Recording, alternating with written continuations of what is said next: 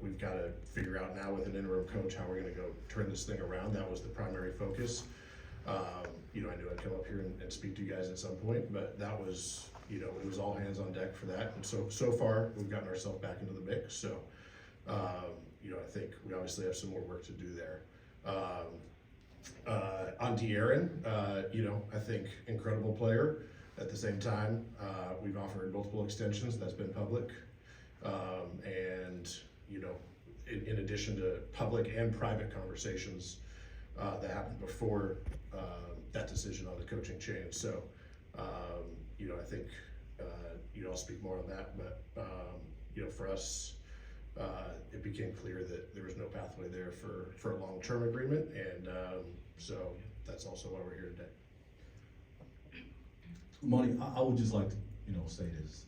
I asked this question, because yes, it's been way out since December 28th, since we spoke.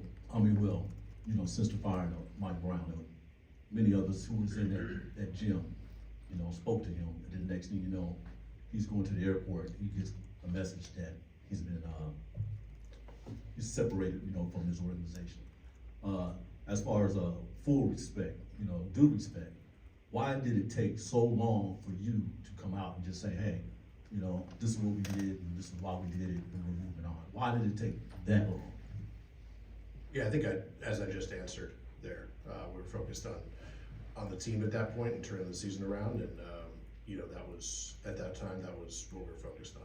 It wasn't in the best interest of the media, to get some type of feedback. Yeah, understand. From where you're coming from. Next question. Monty, how was Fox consulted at all or talked to, or any of the players talked to at all about the decision to move on from Mike? And do you feel that had an impact on ultimately an agreement not being able to be made or a separation happening between the organization and De'Aaron? No, De'Aaron had nothing to do with the decision on the coaching change. No player did,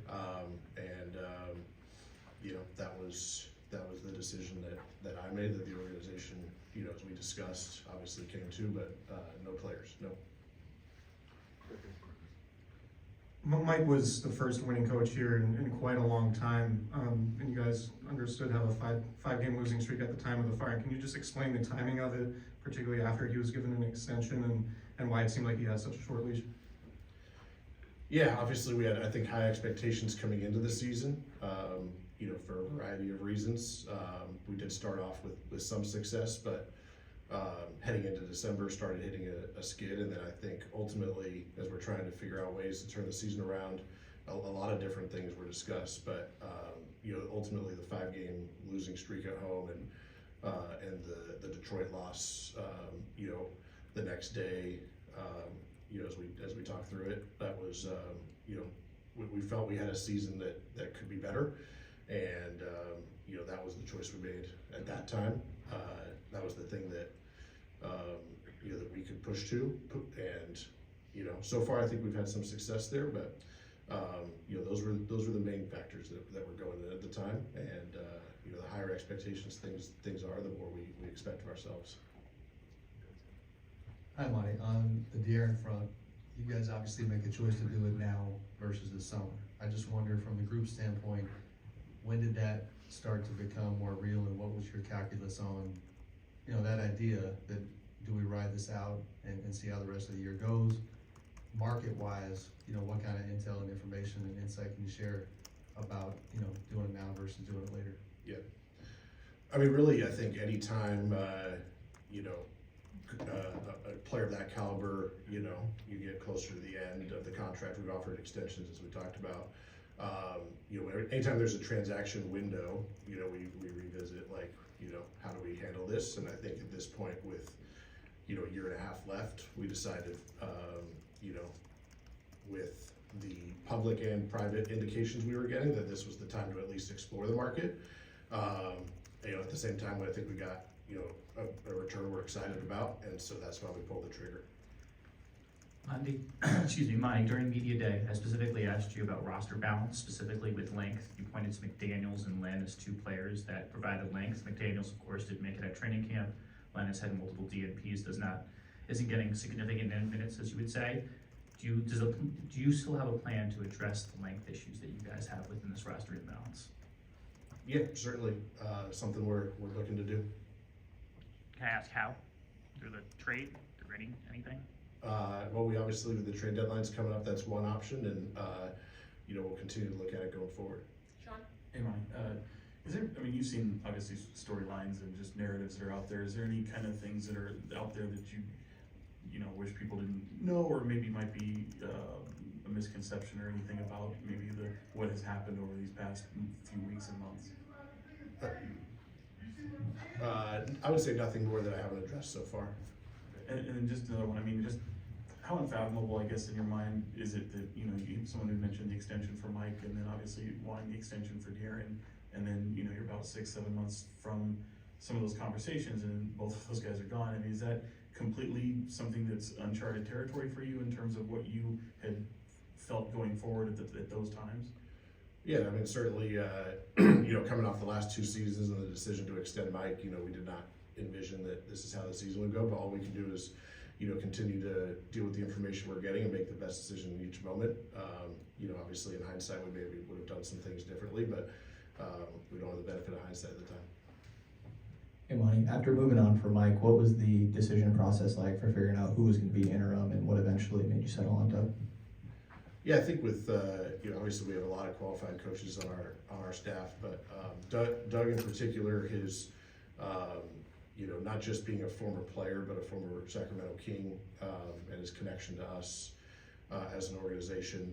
I think a lot of what we've seen from Doug so far is what we hope for, and just his ability to, to lead these guys and, give a different perspective. So he had that unique combination. I think that was ultimately the deciding factor.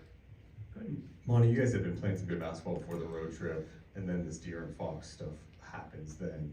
Were there more conversations with Rich Paul in the lead up to the road trip that made you feel like, okay, we have to pounce now and make this deal? And why was the timing now? Yeah, I don't want to get into maybe those private conversations. I will say that conversations have been had, throughout and even more so before, dating back to the summer and the early part of the season. Obviously the deadline is just the time that these things end up happening. And so, as I said with Sam's question, it's just each transaction window we kind of have to decide, what are we trying to do? For the first time, we did decide to explore the market there. I guess along those lines, De'Aaron has said multiple times that he wanted to retire here. He goes into the season not signing the extension, and then there's reports that you and Wes met with Rich Paul, and then the report a few weeks ago that you guys were open to trading him. Just from your point of view, where do you feel like things kind of went wrong or just ended the way it did? Yeah, I think obviously the season hasn't gone as we all hoped. That's part of it. At the same time, I think we did explore ways to have De'Aaron stay here, and it was made clear that wasn't going to happen. So we moved on. Monty, in regards to Mike, was it simply just wanting a new voice, or were there specific things you can share that he wasn't doing that maybe you guys were looking for him to do? What's maybe a little more insight into the reason that you guys weren't happy with him anymore? Yeah, I mean, ultimately, I think it was just the results, of the season, and specifically the way that we played in that homestand.